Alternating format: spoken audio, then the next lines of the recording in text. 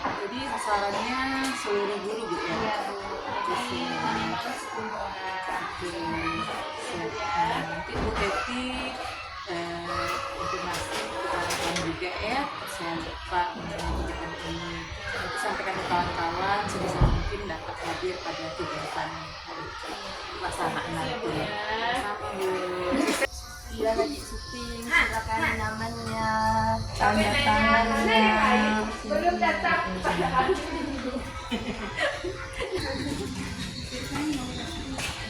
Silakan duduk. Kan ada beberapa nih udah Tahu pengen dapat ilmu. pasang fokus ya kak? Assalamualaikum warahmatullahi wabarakatuh. Mohon izin teman-teman semuanya, kegiatan kita pada hari ini adalah bergerak.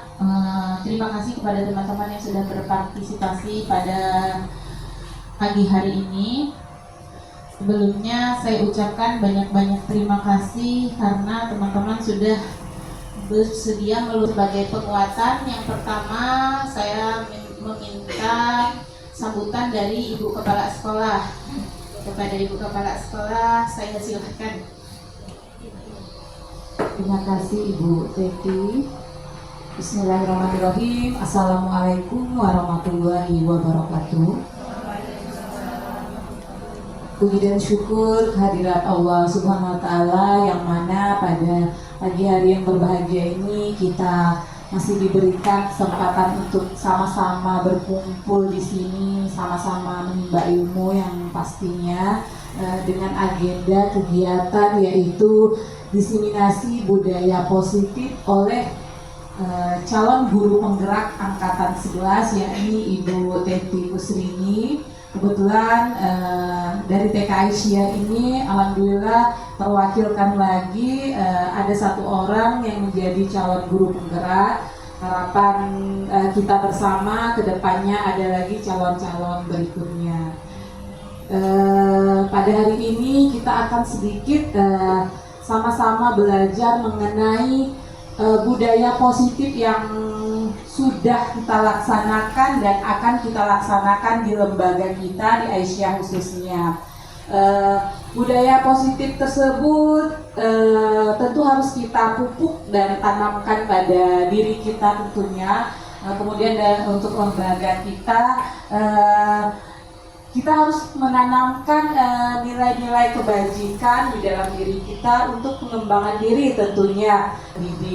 Selain budaya positif yang tentunya akan kita tularkan kepada peserta didik, memang budaya-budaya positif tersebut harus kita tanamkan kepada diri kita, pengembangan diri terutama, yakni kita harus siap untuk menjadi mana mestinya.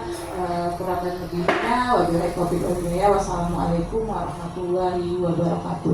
Waalaikumsalam warahmatullahi wabarakatuh. Baik, terima kasih kepada Ibu Kepala Sekolah yang telah memberikan penguatan untuk kita semua. Semoga kegiatan kita pada hari ini diberkahi oleh Allah, diridhoi oleh Allah, berjalan lancar dan dapat bermanfaat untuk kita semua dan menjadi ladang pahala kita kelak di akhirat ya teman-teman. Boleh saya izin berdiri ya? Kita ice breaking sebentar boleh? Kita ice breaking sebentar ya. Nama ice breakingnya adalah benar dan salah ya. Jadi kalau saya katakan sesuatu yang benar, berarti teman-teman benar dulu ya, benar dulu. Kalau saya katakan benar, teman-teman bergerak yang benar. Contohnya ya, saya contohkan nih, berdiri, benar kan? Duduk, berdiri, duduk. Nah nanti kalau saya bilang salah dan benar, berarti kebalikannya. Bisa ya?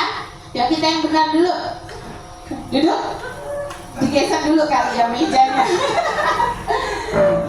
Duduk. Berdiri. Duduk.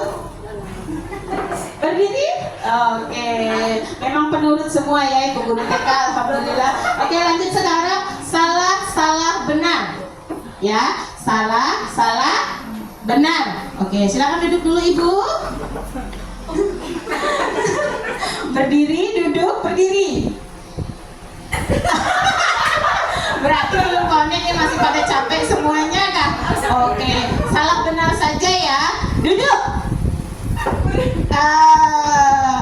Kalau duduk kan salah benar, berarti harus apa? Berdiri. Duduk. Berdiri. Oke, terima kasih semuanya. Kita tepuk tangan buat kita semuanya supaya tidak terlalu tegang ya teman-teman. Oke, pembahasan kita hari ini santai saja. Ini adalah kegiatan yang biasanya kita lakukan di lembaga sekolah kita masing-masing, atau penerapan yang kita terapkan di sekolah kita masing-masing, yaitu diseminasi budaya positif. Oke, tak kenal maka tak sayang. Supaya teman-teman, ibu guru semua sayang sama saya, perkenalkan, nama saya Teti Kusrini. Saya merupakan calon guru penggerak angkatan 11. Alhamdulillah ini sudah berjalan 2 bulan lah, berkat support kepala sekolah, support dari rekan-rekan teman-teman saya di sekolah. Alhamdulillah saya bisa melewatinya sampai hari ini, dan mudah-mudahan Allah berikan kemudahan kepada saya ke depannya berjalan dengan lancar lagi. Lanjut Bu. Nah, budaya positif yang diterapkan di TK Aisyah Bustanul Atfal. Nah, pendahuluan. Ki Hajar Dewantara mengumpamakan pendidikan adalah ladang yang perlu dirawat dan dijaga dengan baik. Seperti kata-kata bijak Ki Hajar Dewantara, seorang pendidik adalah bagaikan seorang petani yang harus memastikan bahwa tanaman yang ditanam tumbuh subur dan sehat. Dalam dunia pendidikan, tugas seorang guru tidak hanya mengisi pengetahuan ke dalam benak murid, melainkan juga menciptakan lingkungan yang mendukung pertumbuhan karakter dan budaya positif. Jadi sebagai seorang guru, kita tidak hanya mengajarkan kepada anak-anak kita tentang akademis saja, baca, tulis, berhitung. Nah, kita tentunya harus bisa supaya penerapan pembelajaran akademisnya berjalan dengan baik. Kita harus dapat menciptakan lingkungan yang menyenangkan, kondusif bagi anak. Karena kalau kita lakukan sesuatu dengan perasaan senang, itu akan semuanya akan terasa lebih mudah dan akan tersampaikan dengan baik dan sempurna ke anak-anak. Lanjut Bu Sri. Nah, tujuan aksi nyata budaya positif ini bertujuan menumbuhkan budaya positif di sekolah dengan meyakini nilai-nilai kebajikan universal serta menciptakan murid yang merdeka dan mempunyai disiplin kuat sesuai profil pelajar Pancasila. Lanjut. Oke, saya punya pertanyaan pemantik nih kepada teman-teman semuanya ya. Apakah makna dari budaya positif?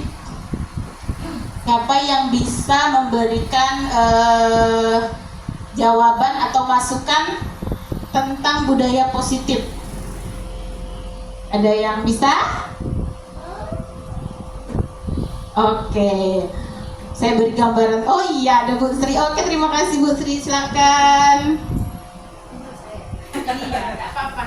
Kita sama-sama sharing. Ibu, terima kasih Ibu. Bismillahirrahmanirrahim. Assalamualaikum warahmatullahi wabarakatuh. Waalaikumsalam warahmatullahi Perkenalkan, wabarakatuh. nama saya Ibu Sri.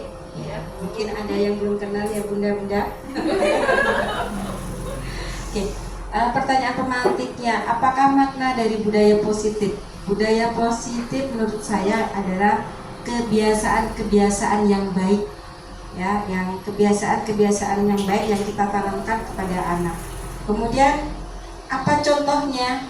Nah, contohnya misalnya datang dan pulang sekolah itu anak terbiasa salim, cium tangan guru, mengucap salam. Itu hanya contoh kecil ya Bunda ya, Iya, biasa betul. diterapkan sehari-hari. Menurut saya itu salah satunya. Terima kasih. Oke, terima kasih. Mungkin boleh kita kasih applause buat Ibu Sri. Ya, Masya Allah. Ya, betul sekali Ibu Sri ya. Budaya positif tadi termasuklah tentang kebiasaan-kebiasaan baik yang tadi kita baca dari awal, nilai-nilai kebajikan. Nah, oke. Terima kasih Bu Sri. Keren sekali jawabannya. Nah, pertanyaan pemantik saya nomor 2.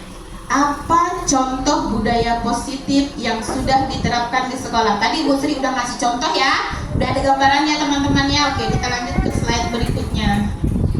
Budaya positif adalah nilai-nilai, keyakinan-keyakinan, dan kebiasaan-kebiasaan di sekolah yang berpihak pada murid, agar murid dapat berkembang menjadi pribadi yang kritis, penuh hormat, dan bertanggung jawab. Nah, sudah jelas sekali di sini ya. Nilai-nilai, keyakinan-keyakinan, kebiasaan-kebiasaan yang berpihak pada murid, karena kita memberikan pembelajaran sekarang itu harus selalu berpihak kepada murid-murid dan murid. Oke, selanjutnya. Nah, kenapa sih harus ada budaya positif dan kenapa harus menggunakan budaya yang positif? Kenapa kita harus menanamkan budaya yang positif? Nah, ini tadi yang pertama yaitu mendukung pembelajaran yang kondusif. Ya, karena kalau misalnya anak-anak kita sopan, tentunya kegiatan pembelajaran akan berjalan dengan baik. Kemudian menumbuhkan karakter yang baik kepada peserta didik, menciptakan pembelajaran yang berpihak pada murid, dan lingkungan belajar jadi menyenangkan. Lanjut Bu. Nah, teman-teman sudah tahu ya, mungkin agak saya tutup nih. Pembelajaran dengan paradigma baru. Pembelajaran dengan paradigma baru merupakan pembelajaran yang dirancang berdasarkan prinsip pembelajaran berdiferensiasi, sehingga peserta didik belajar sesuai kebutuhan berdasarkan tahap perkembangan sesuai teori psikologi modern untuk mewujudkan profil pelajar Pancasila. Sekarang itu kan pendidikan yang diutamakan adalah pendidikan karakter ya. Nah, siapa nih yang masih ingat dimensi-dimensi profil pelajar Pancasila? Saya tutup. Oh, Ibu Mega, kayak mikrofonnya Bu. Oh, Putri udah ada tutup yang Bu. Oke, boleh Bu Mega di itu. Ditutup tapi layar ke badan dia. Ya. Oke, boleh sambil dipajang nggak apa-apa. Oh, ditutup. Saya masih ingat enggak ya? Yang pertama, beriman dan bertakwa kepada Tuhan Yang Maha Esa. Ya, oke, keren. Terus Bu? Dan berakhlak mulia. Oke. Terus yang kedua, berkebinekaan global. Iya. Yang ketiga, mandiri, gotong royong, bernalar kritis dan kreatif. Oke, Masya Allah, kita beri applause. Keren sekali Bu Mega ya, saya kenal sekali dengan beliau. Dulu beliau pernah PPL di sini. Sekarang saya lihat tuh agak merinding. Saya lihat Bu Mega ini luar biasa. Mungkin jam terbang beliau juga udah sangat tinggi ya. Dulu beliau disuruh ngajar PPL, nggak mau Bu, malu saya. Tapi sekarang Masya Allah, keren. Istiqomah, mantap. Oke, terima kasih Bu Mega. Ya, seperti yang kita ketahui, sekarang itu paradigma pendidikan kita yang baru itu kita mengejar goal kita ini ya. Goal kita adalah profil pelajar Pancasila yang dikatakan Ibu Mega tadi. Oke, lanjut.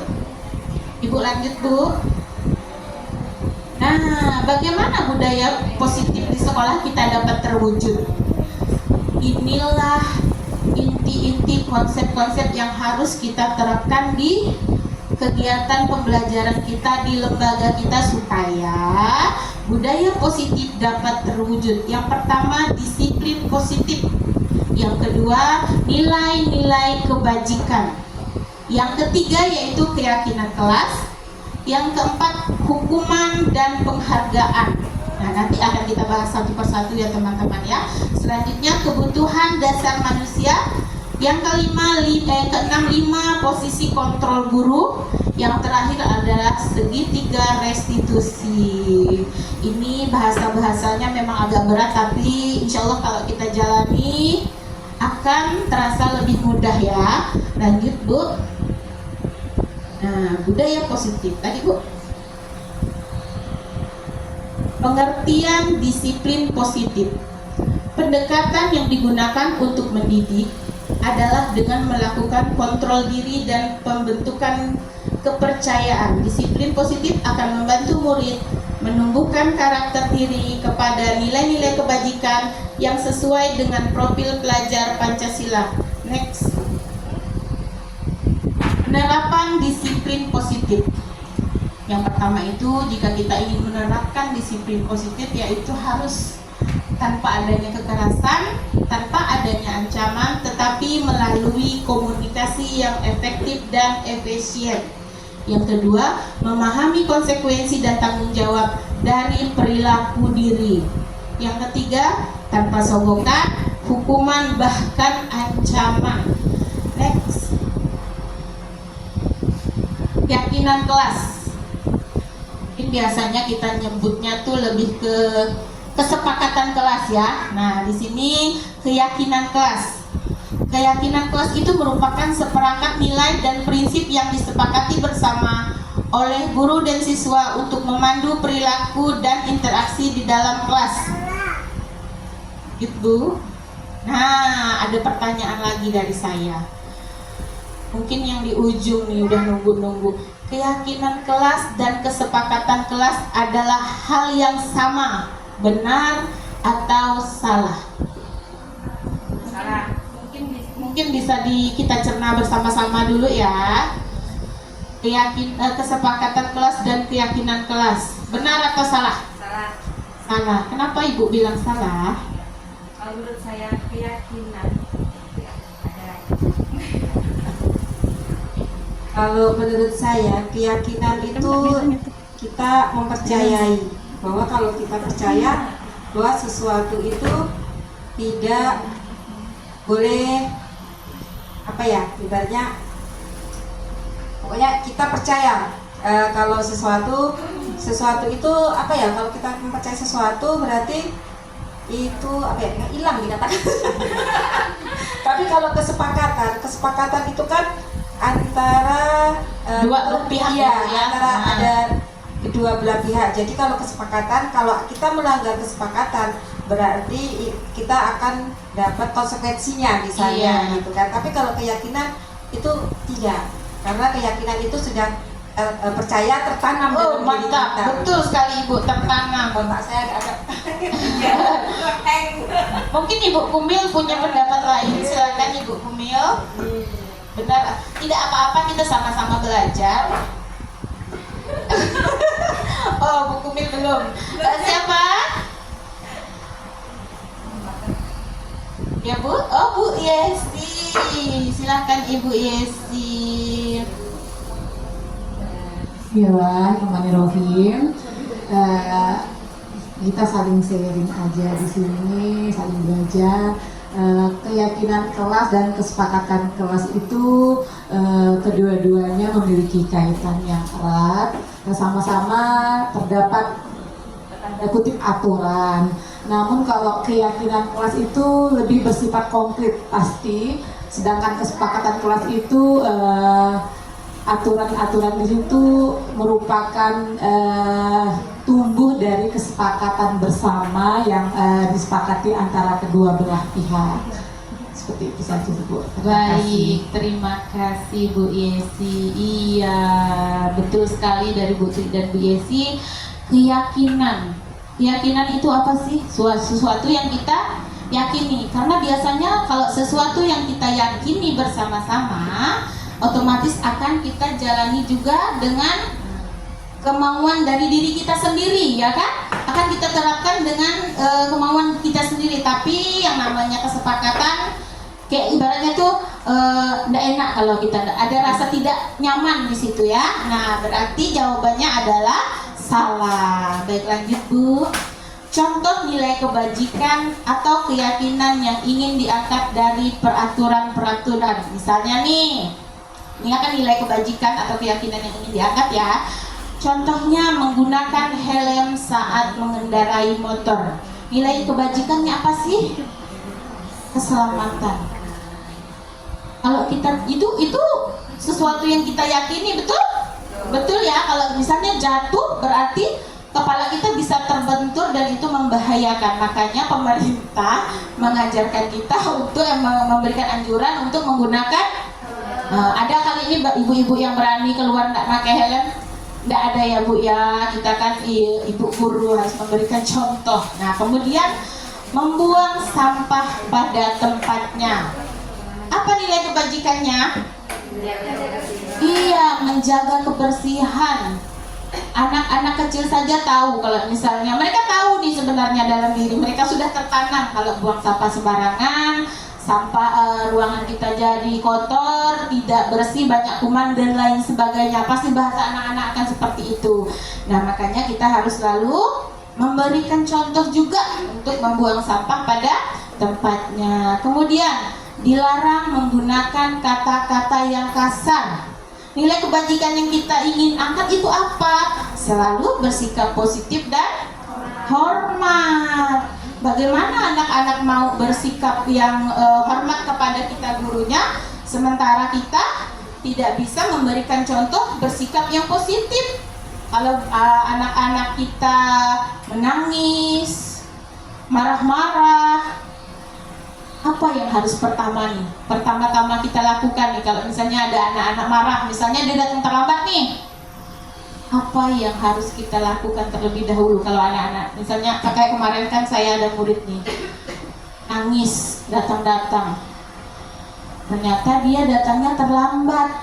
Nah bagaimana cara ibu-ibu nih menghadapinya? Mungkin Bu Ria kali ini bisa. Oh Bu Eka? Oh betul. Oke Bu Ria mungkin bisa. Bu Ria silahkan Bu Ria.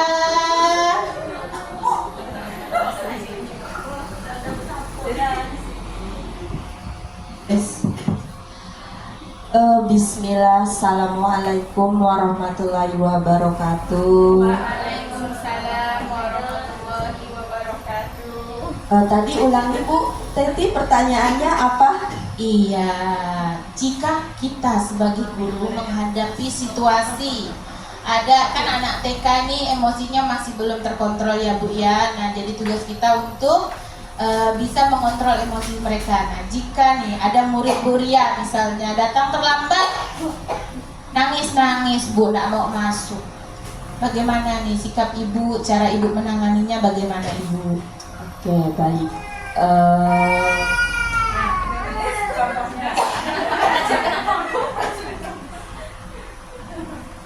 Pasti ya, setiap guru itu pasti pernah mengalami yang namanya anak itu datangnya terlambat. Nah, jadi kita sebagai guru di kelas, bagaimana cara kita menanganinya? Ini kalau saya pribadi, dan mungkin bukan saya juga, mungkin teman-teman yang lain juga mungkin bisa bersikap seperti ini. Pertama, kita tidak menjudge dulu anak ya. Yang terpenting anak itu sudah merasa nyaman dulu dengan kita. Pertama kita rangkul dia, pertama kita ajak dulu dengan berinteraksi, kita berkomunikasi, buat dulu anak itu merasa nyaman dulu dengan kita. Jadi ketika dia sudah merasa nyaman, dia akan leluasa untuk cerita. Bukan berarti ketika dia sudah bercerita, kita sebagai guru lalu emosi gitu, tidak boleh ini datang terlambat. Jangankan anak-anak ya, kita sebagai orang tua saja juga sering melanggar yang namanya aturan yang dibuat. Nah, kembali lagi ke anak, kalau saya ajak komunikasi dulu. Apa sih penyebab anaknya datang terlambat? Kita ngobrol berdua biar kita merasa nyaman, anaknya terbuka. Jika memang alasannya memang masuk akal, biasanya kan ada anak-anak jawabnya dengan jujur ya. Biasanya saya datang terlambat itu karena ini bangunnya kesiangan. Ada juga yang biasanya orang tuanya loh yang dijadikan dia mama nih. Mama nih katanya yang datang terlambat karena dandannya kelamaan. Nah di situ mungkin kita bisa memberikan pengertian kepada anak. Kalau misalnya memang datangnya terlambat kita kasih pengertian, bangun karena kesiangan berarti pola tidurnya mungkin harus diatur dulu. Iya, Bu, betul. Nah, kalau misalnya mungkin lebih kayak ke orang tua, apa namanya, nanti bilangnya nanti ibu guru ngobrol sama mamanya. Iya. Seperti itu, lebih ke ini sih Bu Teti, lebih kita komunikasi yang baik. Iya, komunikasi yang sebenarnya. baik. Tidak langsung mencat anak langsung marah atau bagaimana, mungkin itu. Kalaupun misalnya masih nangis ya kita gendong, kita bujuk. Itulah Bu Teti yang Oke. bisa saya katakan. Terima kasih Bu Teti. Iya. Silakan duduk Ibu Iya. Terima kasih. Mungkin kita beri tepuk tangan dulu buat Bu Iya. Buat teman-teman semuanya. Iya, betul sekali. Yang pertama itu kita harus menenangkan muridnya dulu kan. Nah, harus kita tenangkan. Kita juga harus tenang. Karena memang ada karakter orang, karakter guru tuh kadang dia malah gampang emosi kan. Pengen anak-anaknya tuh datang tepat waktu, pengen kalau anak-anaknya datang tepat waktu semua pembelajaran, kegiatan pembelajaran tidak akan terganggu. Karena kalau misalnya ada anak yang datang terlambat, kita menangani anak tersebut, waktunya jadi terbuang, kadang rasanya geram gitu kan. Tapi itulah tadi, kita sendiri harus menanamkan kepada diri kita sabar, harus mempunyai keyakinan diri, menerapkan budaya positif dulu dalam diri kita sebagai guru. Lanjut Bu. Nah, apa yang dilakukan? Oh ya, ini tadi ya, lanjut. Oke, jadi ada yang namanya hukuman, konsekuensi, dan restitusi. Kok lalu tidak nampak ya? Oke, lanjut ya. Yang pertama yaitu hukuman. Tidak terencana atau tiba-tiba. Peserta didik tidak tahu apa yang akan terjadi, tidak dilibatkan, kemudian bersifat satu arah. Berupa hukuman fisik atau psikis. Kira-kira boleh tidak ya kita memberikan hukuman pada anak-anak? Tidak. Oh, tidak boleh, apalagi di pendidikan anak usia. Kenapa kita tidak boleh memberikan hukuman? Bu Kumil, kenapa Bu Kumil kita tidak boleh memberikan hukuman Bu Kumil?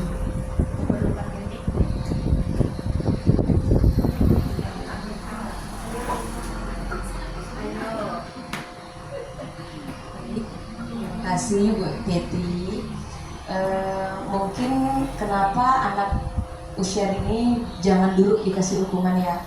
Pertama mungkin takutnya kena mental anak juga kan. Nah makanya takutnya anaknya ketakutan kan. Karena takut jadinya mau ulangi lagi, takutnya nak sampai dapat ke sekolah kan. Karena oh kas trauma di sini. Bukannya tuh di sini. Sama pribadi Ya mungkin salah satunya itulah Bu. Jangan dulu lah dikasih hukuman. Terima kasih Bu Kumil. Iya Bu, jangan dulu ya Bu ya. Kemudian konsekuensi. Konsekuensi merupakan hal yang terencana, disepakati sesuai peraturan. Peserta didik ini tetap tidak nyaman dengan adanya konsekuensi. Anak-anak tuh tetap kayak mempunyai beban gitu loh kan. Nah selanjutnya, sikap guru selalu memonitor peserta didik. Jadi kayaknya kita sebagai guru tuh lebih apa ya, lalu kita yang mengatur gitu. Sementara sebenarnya pendidikan itu harus berpusat kepada murid, harus menyenangkan. Nah kemudian restitusi, proses menciptakan kondisi bagi peserta didik untuk memperbaiki kesalahan. Proses kolaboratif yang mengajarkan peserta didik untuk mencari solusi sendiri. Nah betul sekali tadi yang dikatakan Bu Ria, Bu Kumil. Bu Ria tadi udah menjelaskan panjang lebar. Alhamdulillah, berarti sebenarnya restitusi itu sendiri sudah kita terapkan di pendidikan anak usia dini sejak awal ya. Karena kita di pendidikan anak usia dini ini menjadi guru TK, sebenarnya kita harus benar-benar banyak bersyukur ya. Kalau di SD, SMP, SMA itu mungkin kita masih bisa menyembunyikan potensi kita. Tapi kalau di TK, Kalau kita tidak bisa menghadapi anak tersebut akan menjadi lebih parah lagi marahnya. Betul tidak ibu-ibu?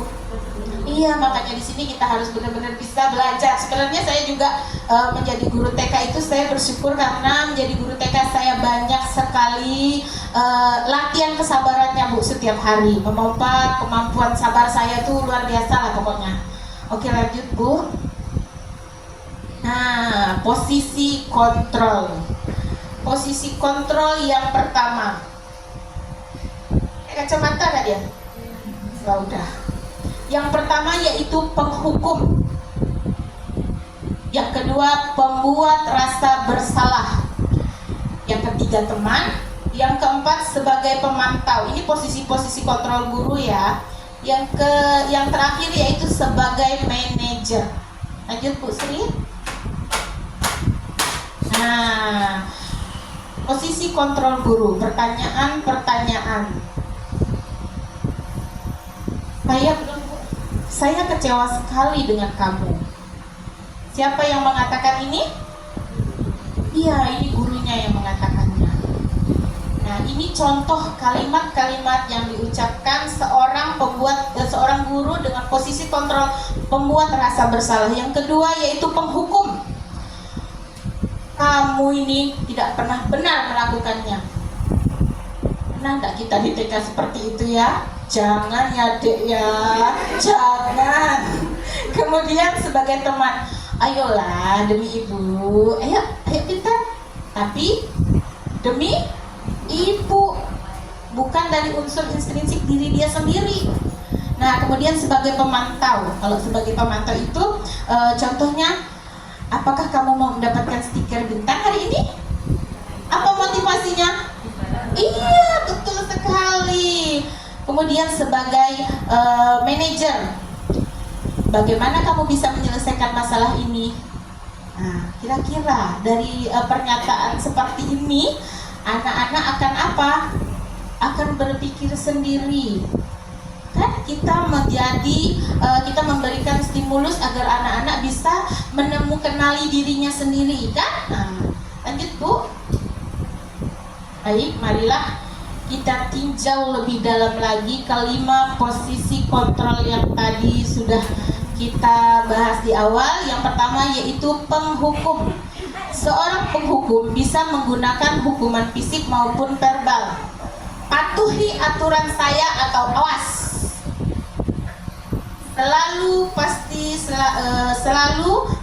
Selalu yang terakhir selesai. Ini biasanya kalimat-kalimat Bapak Guru sebagai seorang kamu lagi. Tak ada orang lain kah?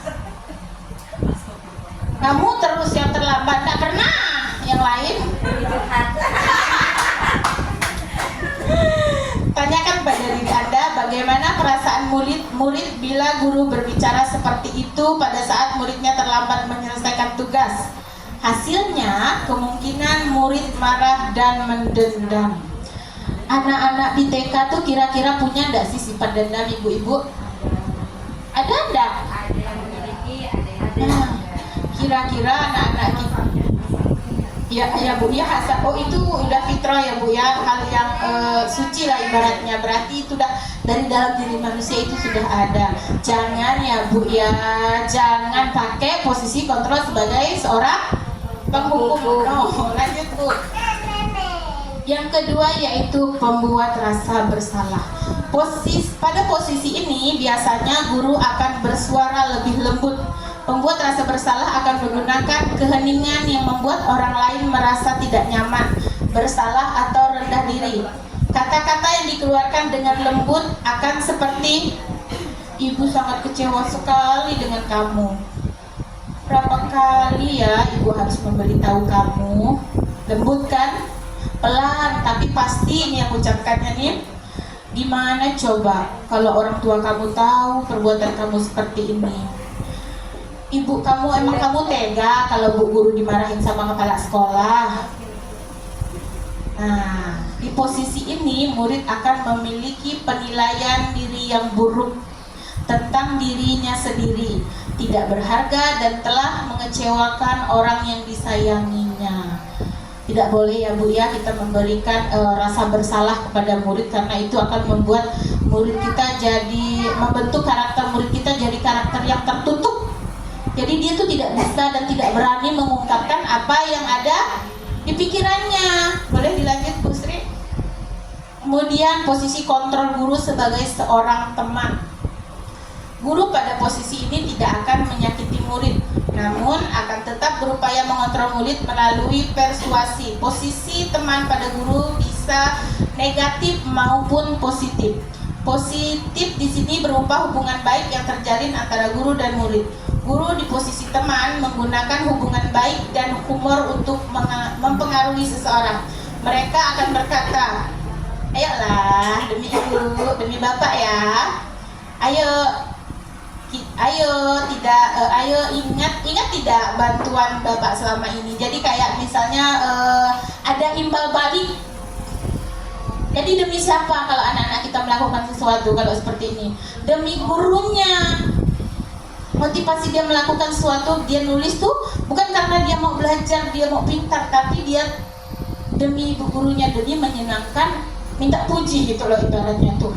Jadi dia ibaratnya mengharapkan penghargaan dari gurunya. Hal negatif dari posisi teman adalah bila suatu saat guru tersebut tidak membantu, maka murid akan kecewa dan berkata, saya pikir ibu teman saya. Murid merasa dikecewakan dan tidak mau lagi berusaha. Hal lain yang mungkin timbul adalah murid hanya akan bertindak untuk guru tertentu dan tidak untuk guru lain. Murid akan tergantung pada guru tersebut. Jadi kalau misalnya tidak ada gurunya nih, mulai dia bingung, mulai dia panik, kemungkinan akan menangis. Boleh dilanjut Ibu?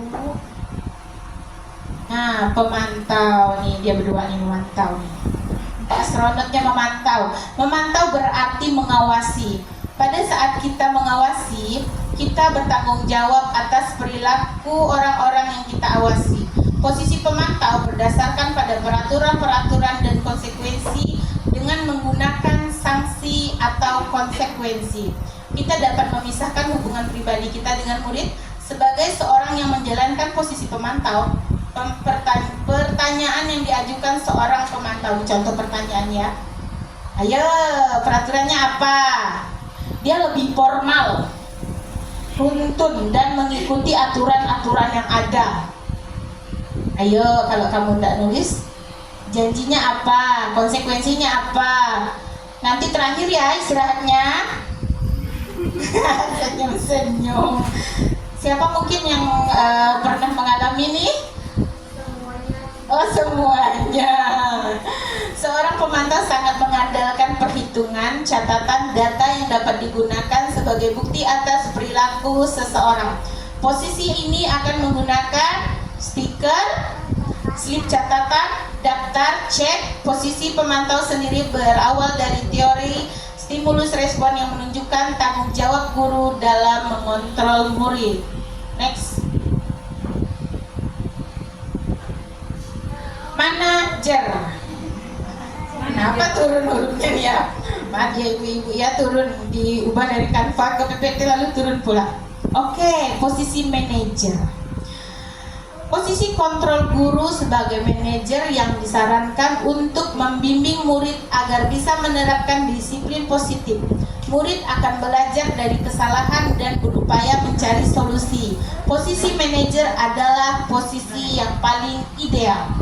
Dari 5 posisi kontrol guru dalam restitusi, dapat disimpulkan bahwa posisi kontrol yang menghukum dan membuat rasa bersalah adalah tindakan kontrol negatif dengan motivasi eksternal yang berdampak pada identitas gagal pada peserta didik. Jadi, kalau kita sebagai guru menerapkan posisi kontrol sebagai penghukum dan membuat rasa bersalah, itu sudah sangat jelas akan memberikan dampak yang negatif kepada murid, karena dengan posisi kontrol ini anak-anak hanya akan melakukan segala sesuatu di luar kemauan dirinya, berarti kemauan bukan dari dalam dirinya gitu. Jadi itu atas takut dihukum, takut membuat gurunya kecewa. Jadi akan menimbulkan identitas yang gagal kepada peserta didik. Lanjut Ibu.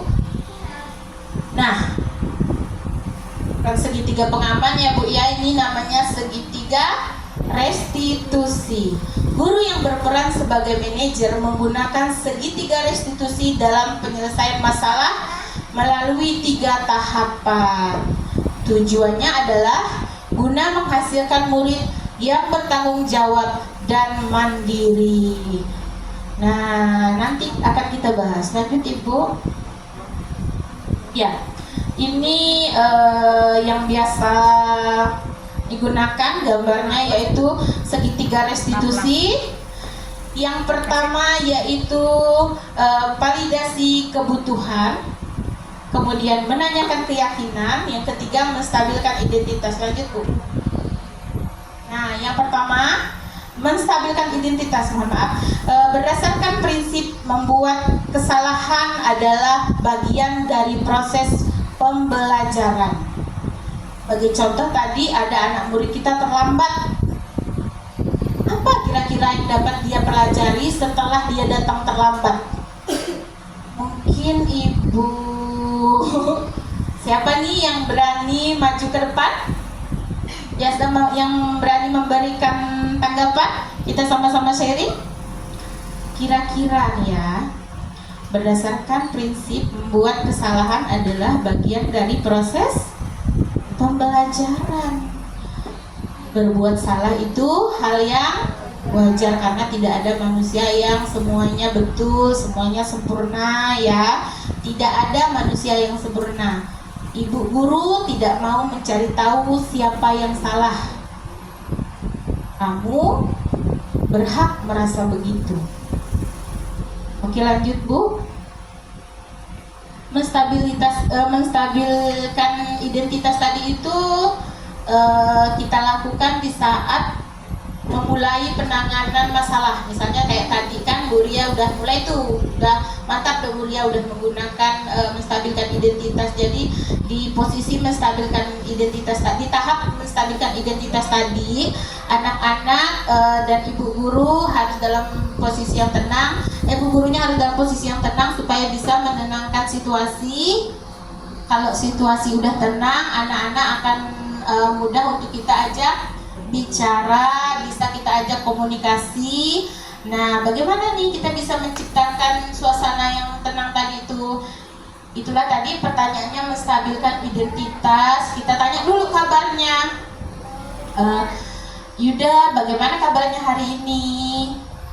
Apakah kamu senang? Apa kabarnya hari ini? Baik Bu. Memang awalnya anak-anak akan takut karena kita pribadi saja kalau kita sudah melakukan kesalahan, kita ditanya sama kepala sekolah ya, selamat pagi Bu Teti. Pagi Bu, pasti nadanya akan kendor kan? Nah, jadi kita harus bisa menimbulkan suasana yang nyaman dulu agar anak-anak mau bercerita kepada kita. Nah, kemudian validasi nih, kita validasi tindakannya yang salah itu bagaimana? Berdasarkan prinsip setiap perilaku berupaya memenuhi suatu kebutuhan tertentu. Kamu pasti punya alasan ya, kenapa kamu melakukan itu. Kamu patut bangga karena melindungi sesuatu yang penting buatmu. Kamu melakukannya karena mempertahankan sesuatu yang penting buatmu. Misalnya ada anak yang kelahi nih, berebut ayunan ya, paling sering kita ya Bu ya. Paling sering sekali anak-anak di TK kita nih berebut mainan karena anak-anak tuh nggak punya, belum mempunyai sifat yang mampu mengontrol dirinya. Ada anak yang berani, dia pasti langsung rebut. Jangan langsung kita marahi setelah kita stabilkan identitasnya tadi. Kita bisa menggunakan kalimat-kalimat seperti ini supaya anak itu tidak tidak merasa terpojokkan gitu. Dia pasti tahu, setiap anak kalau udah kayak gitu kita panggil, dia tahu kalau dia kalau dia tuh telah melakukan kesalahan. Lanjut Bu. Yang ketiga yaitu menanyakan keyakinan. Berdasarkan prinsip setiap teori kontrol bahwa pada dasarnya kita termotivasi secara intrinsik. Apa nih keyakinan kelas? Bisa kita tanyakan lagi, apa nih keyakinan kelas yang telah kita buat? Ibu-ibu di sini udah buat keyakinan kelas semua? Kesepakatan kelas sudah dibuat semua, Bu? Nah, mungkin bisa ya, kalau yang belum bisa dibuat dulu kesepakatan kelasnya. Bisa diberi kayak pertanyaan pemantik dulu supaya anak-anak bisa mengeluarkan ide-idenya. Jadi ada kolaborasi antara guru dan ada keyakinan yang sama-sama harus kita terapkan nih. Misalnya kita datang sekolahnya jam berapa ya, kita masuk sekolahnya, tahu nih mereka jam 7, Bu. Jadi keyakinan kelas yang harus kita buat apa? Jangan datang terlambat, Bu. Jadi kalau buat keyakinan kelas itu harus menggunakan kalimat-kalimat yang positif. Usahakan tidak menggunakan kata jangan, dilarang. Itu tidak boleh digunakan ya ibu-ibu semuanya. Mungkin bahasanya lebih ke datang tepat waktu. Dilarang membuang sampah sembarangan. Kita kasih dulu pengantarnya buat anak-anak. Kira-kira nih kalau kelas kita kotor bagaimana ya? Anak-anak pasti akan menjawab, jelek, Bu, banyak kumannya. Nah, jadi harus apa? Harus membuang sampah pada. Nah, karena anak-anak kita tidak tahu mungkin ya hurufnya, apalagi di PAUD ya, Bu ya. Di KB itu kan masih pada kecil-kecil, bolehlah kita boleh, Bu, Ibu siapkan gambar nomor 2 nih. Nomor 1 tadi datang tepat waktu, ada gambar jam 7. Mungkin anak-anak udah tahu kan angka 7, walaupun mereka nggak ngerti, tapi mereka tahu. Oh, ini angka 7 nih, jam menuju ke angka 7 berarti apa? Datang tepat waktu. Yang kedua tadi, dilarang membuang sampah sembarangan. Ada gambar anak dengan tong sampah sedang membuang sampah. Mungkin boleh seperti itu nanti ya, biar bisa diterapkan di lembaganya lagi. Misalnya kalau mau kencing bagaimana? Kalau anak-anak mau buang air kecil, harus apa ya? Harus angkat tangan, izin dulu sama ibu guru. Boleh nih ada gambar angkat tangannya di itunya nanti ya, Bu ya, kalau misalnya bikin keyakinan kelasnya. Oke, Bu Sri, lanjut. Nah, lanjut ke yang selanjutnya. Kebutuhan dasar manusia. Sesuatu yang kita lakukan untuk mendapatkan apa yang kita inginkan. Seluruh tindakan kita memiliki tujuan tertentu, dan semua usaha terbaik yang kita lakukan adalah dalam rangka agar kebutuhan dasar kita terpenuhi dengan baik. Mohon maaf ya kepada ibu-ibu yang jomblo. Kebutuhan dasar belonging yang pertama, yang kedua power, survival, fun, dan freedom. Oke, kita bahas lanjut, Bu Sri. Nah, kebutuhan dasar manusia. Yang pertama itu yaitu bertahan hidup ya, survival yang tadi itu. Makanan, pakaian, tempat tinggal, keamanan, dan kesehatan. Semuanya harus punya yang namanya semuanya pasti punya yang namanya kebutuhan bertahan. Tahu ya, Bu ya. Nah, kemudian kesenangan. Kita tentunya punya harus punya rasa senang, bermain. Walaupun kita sudah sudah menjadi ibu-ibu, mainnya kita ibu-ibu apa sih? Apalah kira-kira mainnya kita ibu-ibu? Iya, betul, bisa masak-masak, bikin kue, melakukan sesuatu yang senang-senang lah pokoknya. Berdandan ya. Nah, itu perlu ya ibu-ibu, tak harus healing pergi ngapain dengan teman, bisa saja di rumah, banyak sekali. Kemudian kasih sayang dan rasa diterima.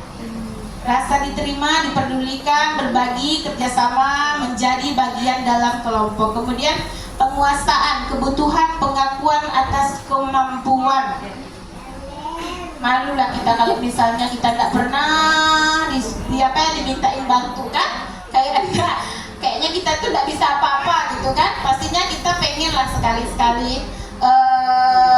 Tidak dapat dipungkiri bahwa kita pengen sekali-sekali menunjukkan bahwa diri kita mampu melakukan sesuatu. Kemudian kebebasan.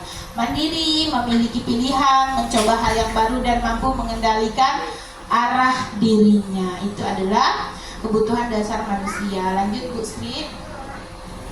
Oke, mungkin terima kasih.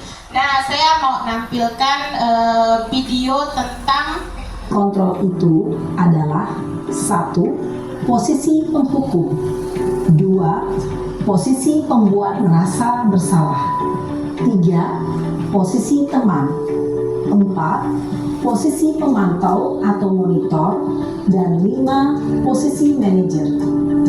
Untuk lebih memahami kelima posisi tersebut, mari kita saksikan kasus Naren yang terlambat hadir 20 menit di sekolah dan melihat bagaimana kelima posisi kontrol dalam menghadapi masalah tersebut.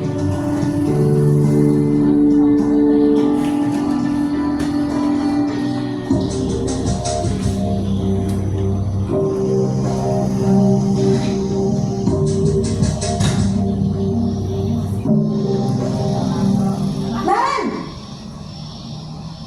sini kamu. Selamat pagi, Bu. Selalu terlambat. Kamu deh, pasti terlambat. Maaf, Bu. Saya Apa? Apa coba? Alasan kamu apa lagi?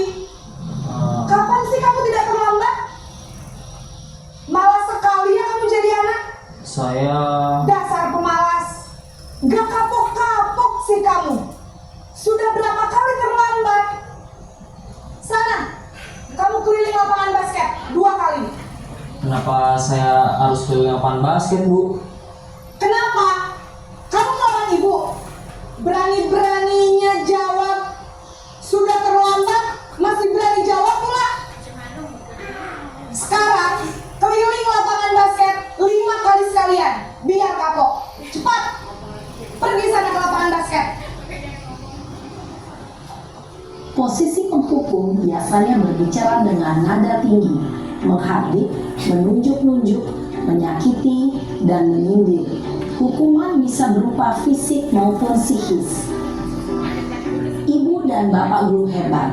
Dampak yang terjadi pada murid ketika guru berada pada posisi penghukum adalah murid cenderung akan memberontak, bahkan menyimpan dendam.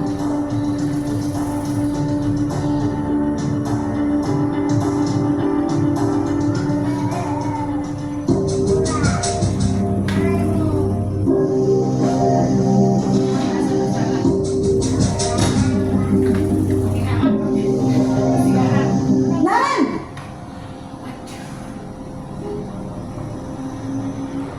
Selamat pagi, Bu. Naren. Kamu kenapa terlambat lagi, nak? Ya Tuhan, Naren. Kamu senang ya bikin ibu susah ya? Kalau kamu terlambat lagi, nanti ibu yang ditegur bapak kepala sekolah, nak. Disangka ibu tidak bisa membina kamu. Duh, gimana ini? Maaf, Bu. Duh, Gusti Naren. Kamu suka ya kalau ibu ditegur bapak kepala sekolah? Terus, sekarang ibu harus tulis apa ini di buku absen? Ini kamu sudah sering terlambat loh. Ibu harus apa coba? Maaf, Bu. Maaf sekali. Ya sudah, lain kali jangan bikin ibu susah lagi ya nak ya. Ibu tidak akan kuat lagi kalau kamu begini terus. Bisa jantungan kalau ibu ditegur bapak kepala sekolah. Sana cepat kelas. Maaf ya, Bu. Maaf sekali. Posisi pembuat rasa bersalah berbicara dengan nada tenang, cenderung lembut. Namun kata-kata yang diutarakan membuat murid merasa menjadi orang yang gagal, memandang buruk dirinya sendiri, merasa tidak berharga, dan tidak sanggup membahagiakan orang lain. Ketika guru mengambil posisi pembuat rasa bersalah, murid akan menganggap dirinya yang bersalah dan ia akan menyimpan emosi negatif tersebut di dalam dirinya.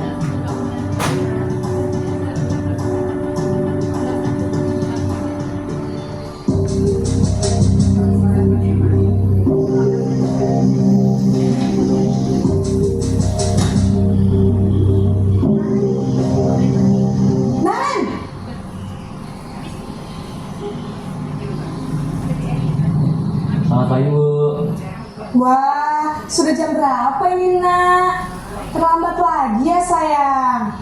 Iya Bu, habis ibu saya lupa bangunkan saya Bu. Kamu malah menyalahkan ibu kamu.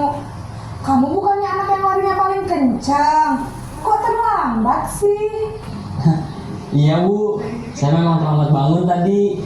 Jadi biarpun saya lari kencang, tetap gak kekejar Bu. Ya sudah sana. Nanti lain kali larinya lebih kencang lagi ya. Biar gak terlambat lagi. Bikin seneng ibu. Demi ibu. Bisa kan? Bisa lah Bu. Ya sudah sana masuk kelas. Ibu beresin urusan absen kamu. Kamu ini ada-ada saja. Dalam posisi teman, guru berbicara dengan nada suara ramah, akrab, cenderung bersenda gurau untuk menjaga suasana tetap santai. Murid akan merasa senang, aman, dan akrab dengan guru. Identitas yang tercipta adalah identitas sukses atau berhasil. Namun, perlu diingat, karena ini masih dorongan eksternal, maka ada faktor ketergantungan dari murid kepada orang tertentu. Di sini guru absennya, sehingga di lain waktu murid bisa berperilaku baik, namun hanya kepada orang-orang tertentu saja.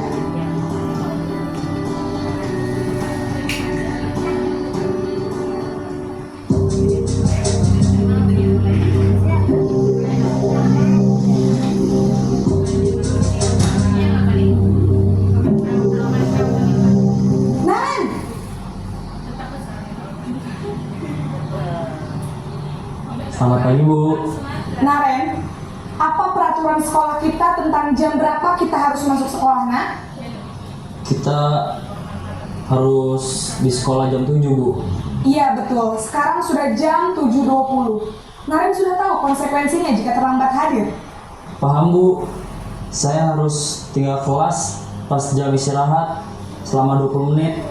Iya benar, konsekuensinya demikian. Jadi nanti jam 9.30 pas istirahat, kamu harus tinggal di kelas, kerjakan tugas tambahan untuk ketertinggalan kamu, ya?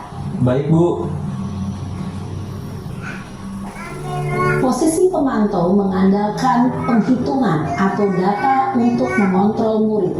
Guru mengarahkan murid berdasarkan peraturan dan konsekuensi. Seorang pemantau menunjukkan bahasa tubuh dan ekspresi wajah yang datar dan cenderung formal.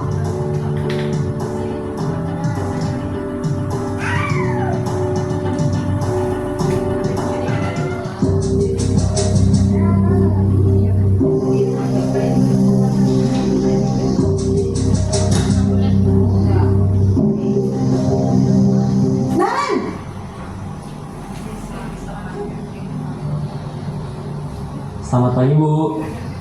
Selamat pagi Naren. Maaf Bu, saya terlambat.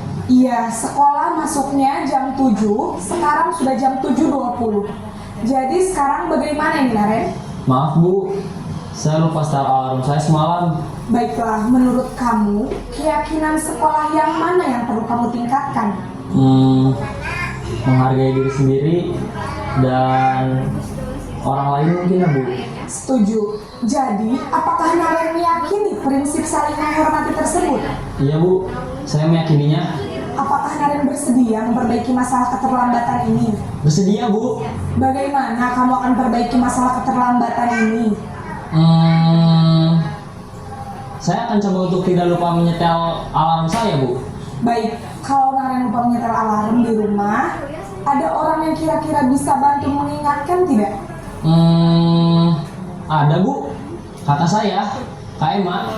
Ada lagi selain Kak Emma? Selain Kak Emma, ada ibu saya. Baik, jadi yang mengingatkan Naren adalah Kak Emma dan ibu kamu ya? Kira-kira akan mulai set alarm kapan nih Naren? Setelah pulang sekolah, akan segera saya lakukan. Baik, jadi Naren akan setel alarm untuk bangun besok pagi dan akan diingatkan oleh kakak dan ibunda Naren ya. Ada lagi yang mungkin perlu dilakukan Naren agar tidak terlambat bangun lagi? Tidak ada Bu. Baik Naren, terima kasih untuk kerjasama kamu. Sekarang kamu perlu kembali ke kelas untuk belajar. Baik Bu, terima kasih. Posisi manajer adalah posisi kontrol yang disarankan untuk membimbing murid memiliki sikap disiplin yang positif, yaitu murid yang mandiri, bertanggung jawab, dan dapat memecahkan masalah. Tujuan dari posisi ini adalah agar murid dapat berefleksi atas tindakannya. Guru akan dengan tulus memberikan pertanyaan-pertanyaan bermakna, sehingga membuat murid dapat belajar dari kesalahannya dan mencari sebuah solusi untuk menyelesaikannya. Ibu dan Bapak guru hebat, seperti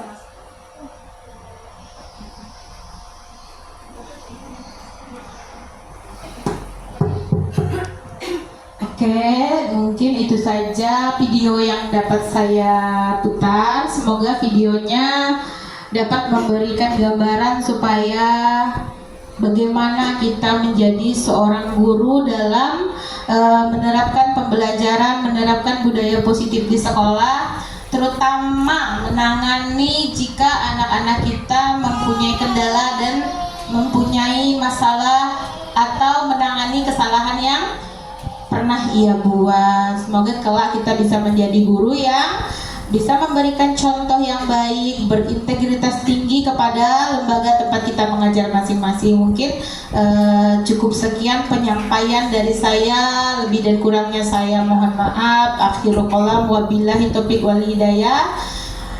Assalamualaikum warahmatullahi wabarakatuh.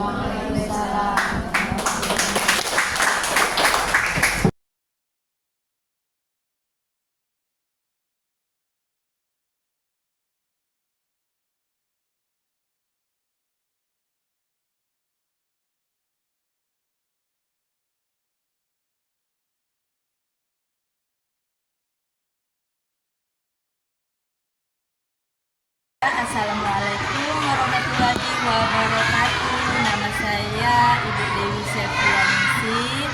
Saya mengajar di TK Aisyah Bersama Akal, Nangapino. Kebetulan saya wali kelas B1. Saya ingin mengucapkan terima kasih yang sebesar-besarnya kepada Ibu Teti Kusrini yang telah menyampaikan materinya, yang telah berbagi kepada kami tentang budaya positif, di mana beliau menyampaikan materinya itu dengan sangat baik sehingga kami bisa paham dan mengerti apa itu budaya positif. Insya Allah ketika kami sudah mengetahui tentang budaya positif, kami paham apa sih itu tentang restitusi dan sebagainya. Insya Allah budaya positif itu akan saya terapkan di kelas saya sendiri tentunya, agar anak-anak bisa paham, bisa senang, dan kegiatan belajar mengajarnya menjadi menyenangkan. Sekian yang bisa saya sampaikan. Terima kasih. Wassalamualaikum warahmatullahi wabarakatuh. Bismillahirrahmanirrahim. Assalamualaikum warahmatullahi wabarakatuh. Nama saya Bulis Patna. Saya mengajarnya di B2, partnernya Bu Teti. Saya ingin menyampaikan terima kasih kepada Ibu Teti yang telah berbagi materinya tentang budaya positifnya. Keren. Insya Allah saya akan menerapkan di sekolah. Terima kasih. Assalamualaikum.